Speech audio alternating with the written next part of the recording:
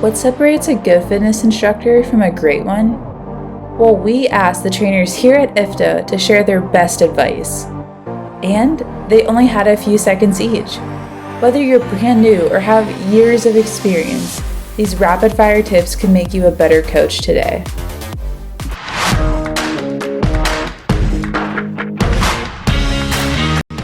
These are real tips from experienced certified trainers here at IFTA.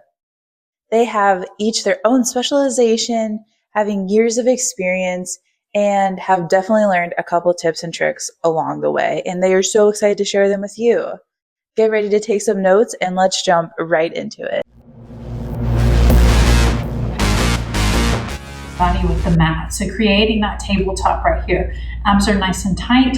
Let's go ahead and create a 90-degree angle in our knee. What we're going to do, start pushing the leg up and lowering down. We want to slide our body weight in towards our legs. So we don't want it this way, we want it this way. If we push it forward, we're putting way too much pressure on our wrist.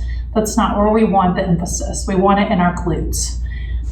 It's a squat thrust, a renegade row, a push-up, a wide squat into stand-up.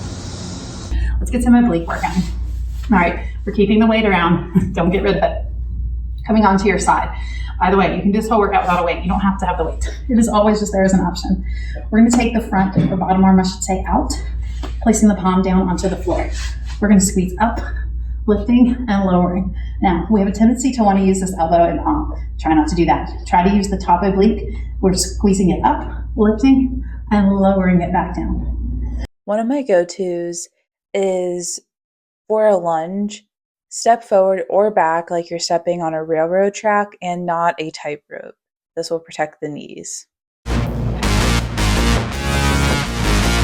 So full body movement and dynamic stretching will help hydrate that connective tissue. So we're going to do a little sequence today. Take a wide stance, soften down through the knees as you lean slightly forward, relaxing through the arm.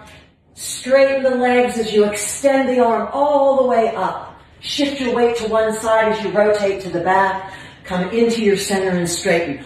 2 or 3 more times. Hydrate that connective tissue. Another cue I like to say is always engage the core. It doesn't matter if you're doing a plank or if you're doing a bicep curl. Engage the core. Let me give you some coaching tips on this.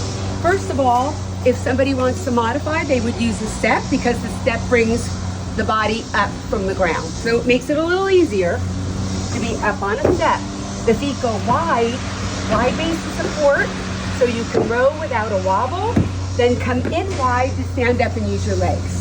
I love on a cardio day when there's like 30 seconds left, saying you can do anything for 30 seconds. What's the biggest mistake new trainers make? New trainers should focus on keeping their prices fair. I need to be willing to pivot to either A, not work them so hard that day, just to be just kind of like, let's do a therapy session in a way without telling them that. Mm-hmm. There was a particular lady that she showed up and she didn't want to miss her, training session, sure. But yet she just did not want to do anything. And I said, hey, why don't we just go for a walk? And you can tell me anything you want to tell me. We can just do that today. And she absolutely loved that. She has said that to me over and over, how much that helped her. Sometimes we have to be willing to just listen and to just, change the plans that we had and meet people where they are. What's one cue you use in every class? I instruct my class to give the same amount of love to each side of your body. One, I think going for a walk is a really great idea because we all know the benefits of taking a walk outside. I want to talk to you about just one in particular, and that's walking, particularly walking outside, because there's so many benefits to walking out. But also being prepared to be unprepared is equally important. In other words, if you're teaching a class or even training individually, if the people in front of you aren't picking up what you're throwing down, you need to throw down something else, right? And it might just be a modification of an exercise. And I actually think anytime you teach an exercise, whether you're training or to a group of people, offering all different kinds of modifications and challenges within that same exercise lets everybody in your class feel successful. Everybody.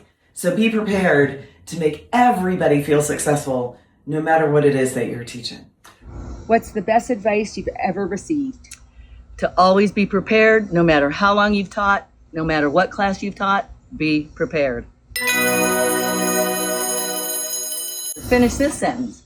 What is a great trainer? A great trainer knows their client. Excellent answer. Finish the sentence.